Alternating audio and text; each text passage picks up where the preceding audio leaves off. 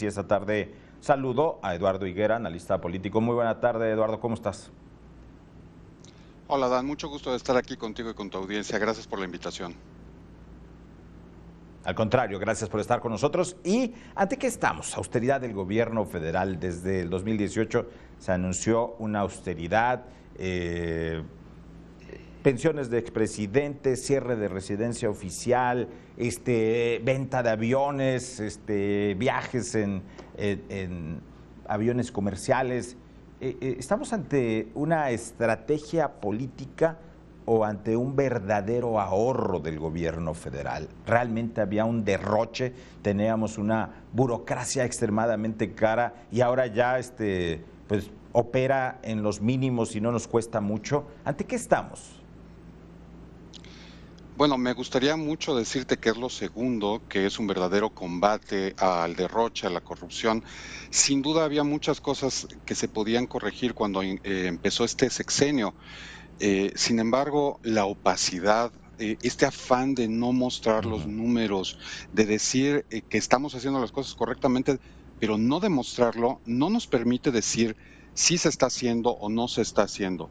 Sabemos que las obras, por ejemplo, Dos Bocas han subido 172%, por ejemplo, su costo original y no se justifica porque se ha dicho que es cuestión de seguridad nacional.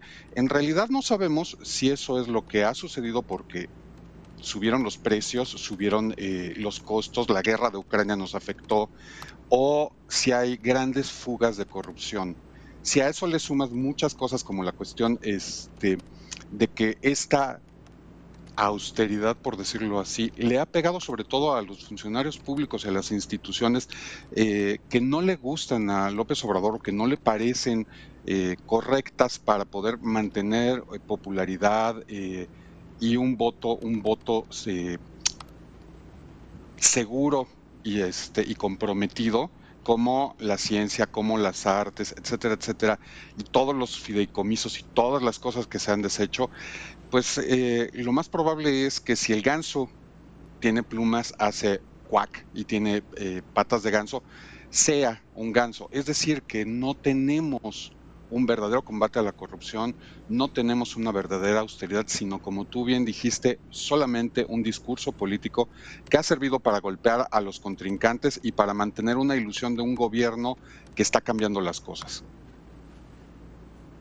Eduardo, entonces también estaremos ante una situación de que se acabó el dinero para medicinas, se acabó el dinero para otro tipo de cosas en este país y se va a destinar únicamente para acabar lo que se inició y que todavía no está listo. Me refiero a aeropuerto, me refiero a refinería, me refiero a Tren Maya. Esto es un anuncio más bien de cierre de actividad del gobierno prácticamente en todo lo demás y se va a concentrar en estas obras. ¿Se tratará de eso?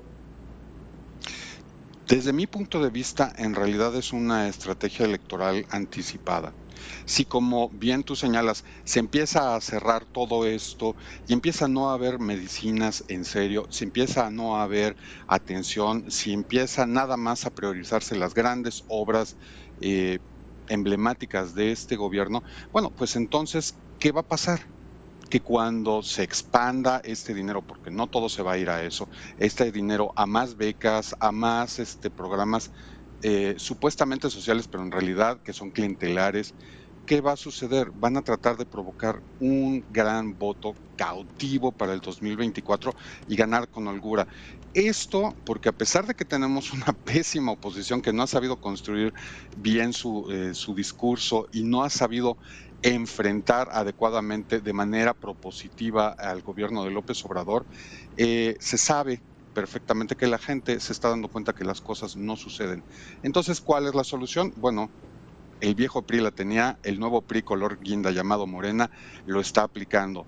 El clientelismo. Vamos a asegurarnos que la gente vote para tenerlos amenazados, para tenerlos seguros dentro de nuestro bolsillo electoral. Y eso es a mí lo que me parece que se está construyendo, más allá de que si la infraestructura, más allá de que si se entregan o no se entregan estas obras acabadas y listas para funcionar. Me parece que se está construyendo desde ahorita la estrategia electoral de una elección de Estado para el 2024.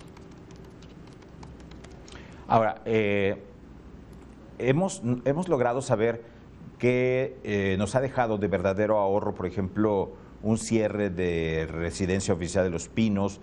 Hemos sabido a ciencia cierta y con datos las pensiones de los presidentes. Hoy se hablaba de una pensión de expresidentes muy grande, según lo que se dijo hoy desde el Palacio Nacional, y que una pensión superior a de otros ex jefes de Estado.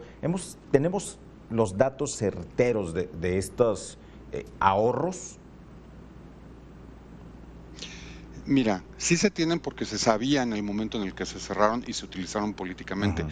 Ahora, ¿es significativo? No. Es como una gota de agua en una alberca olímpica.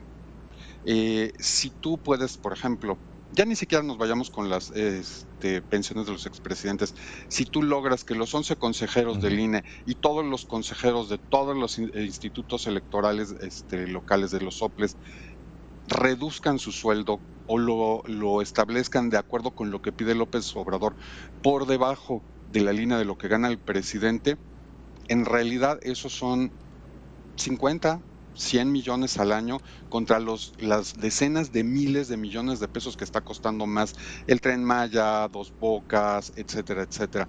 Entonces, en realidad es nada más un discurso propagandístico, un discurso que sirve para golpear y echar la culpa a otros, no enfrentar la responsabilidad que se tiene al gobernar y que no es significativo.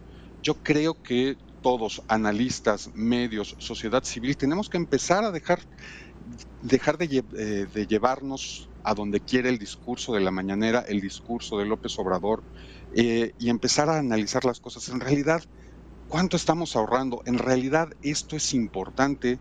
¿En realidad afecta la economía del país o es nada más un símbolo que sirve para mantener el ardor electoral, el ardor de las campañas para poder golpear a los conservadores, a los fifís, a los prianistas?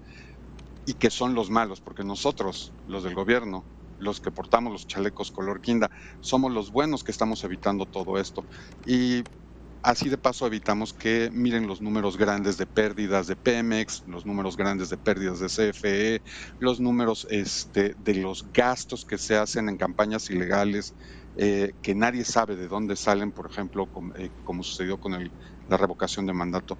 En realidad nos están aplicando lo mismo que los españoles a los aztecas. Nos están vendiendo pequeños espejos y baratijas a cambio de oro.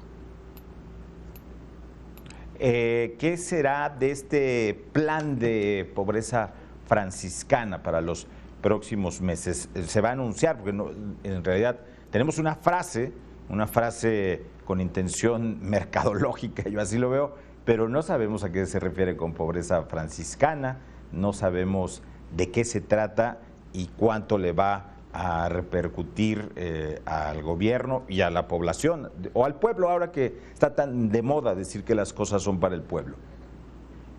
Sí, totalmente de acuerdo contigo. Es intención mercadológica y política totalmente esta frase de la pobreza franciscana. Pasamos de la austeridad republicana laica a el comentario religioso de la pobreza franciscana. Pero bueno, más allá de los simbolismos, sabemos que este gobierno no es, digamos, aficionado a dar los números, las cifras, las cosas y explicarlas correctamente. Desde el Plan Nacional de Desarrollo había muchas cosas que se plantearon, pero no se decían cómo, ni en qué números, ni nada. Te voy a poner un ejemplo muy reciente, Adán. El plan para detener la inflación. Hubo muchas declaraciones, pero nadie vio realmente objetivos, avances que no han tenido, por cierto, todos de los veintitantos artículos que se suponía que se iban a controlar por acuerdo, no por un control de precio, más de 20 han subido. Todas estas cosas no se mencionan, no se dan datos duros. ¿Por qué? Porque así se puede criticar, porque así con fundamento podemos decir no están funcionando las cosas, porque así pueden decir, ay, es tu opinión contra la realidad. Ese ha sido el eje principal del combate político del discurso gubernamental en México desde 2018 y no va a cambiar. Me atrevo a decirlo aquí enfrente de ti y de tu audiencia, no vamos a saber qué es la pobreza franciscana como un plan claro, como un plan con objetivos y que sea transparente y que nos diga a dónde va a ir todos esos ahorros, como ha ido sucediendo en todo el país desde 2018. No sabemos dónde esos supuestos ahorros han llegado. Y cuando han llegado, como ese cheque famoso de Gertz Manero que le entregó al presidente de 2,000 millones de pesos, resulta que no eran por recuperar por cuestiones de combate a la corrupción o por recortes y austeridad, por ahorros, sino era algo completamente turbio y completamente ilegal. La venta de aeronaves como el famoso avión presidencial, que fue muy exitoso en campaña electoral, que ese avión no lo tenía ni Obama, cuando pues quien conoce de aviación sabe que Obama tiene ese, bueno, Obama y los presidentes de Estados Unidos tienen ese y muchos otros más. ¿Nos sigue costando? Por ejemplo, ¿ahí hay ahorro? No, claro que no hay ningún ahorro. Primero que nada, no, la famosa rifa no rifa del avión no se llegó a completar del todo. Los costos son diarios, diarios. Hay millones de pesos que cuesta ese avión que no se utiliza y ahora hasta se ha intentado rentarlo para hacer fiestas de 15 años, bodas, etcétera, etcétera, en una idea absurda de que una fiesta puede darse a millones de pesos a un ciudadano común y corriente o incluso a alguno de los que están bien acomodados, ¿no? No nos está produciendo ningún ahorro, son todos simbolismos. Tenemos que dejar de pensar que este gobierno nos va a dar números y nos va a dar cifras. Tenemos que pensar es que nos va a lanzar un discurso lleno de símbolos. Por eso la frase que tú bien mencionas mercadológica, la pobreza franciscana, porque a pesar de sus enfrentamientos con la iglesia a raíz de la muerte de los padres jesuitas hace unas semanas, el presidente está consciente de que los símbolos religiosos son muy poderosos en nuestra sociedad y eso le basta para mantener a su, lo siento, así debe de ser, grey política, conforme, contenta y pensando que se están realizando las cosas en vez de transparentar las cosas, dar de alta de nuevo Compranet para que funcione, establecer protocolos muy específicos para dar a conocer ya sea los gastos, ya sea los ahorros, a dónde se mueve cada cosa, etcétera, etcétera. Yo creo que el presidente y el gobierno federal podrían aprender muy bien del INE y de todas las multas que pone y cómo eso se va a ciencia y tecnología. Ese sí es un buen método y ese sí es un método transparente. En cambio, el de presidencia es más bien una promesa que no se ha cumplido. Pues Eduardo Higuera, te agradecemos mucho estos minutos con Mega Noticias MX en esta tarde. Gracias. Al contrario, muchas gracias, Adán. Próxima.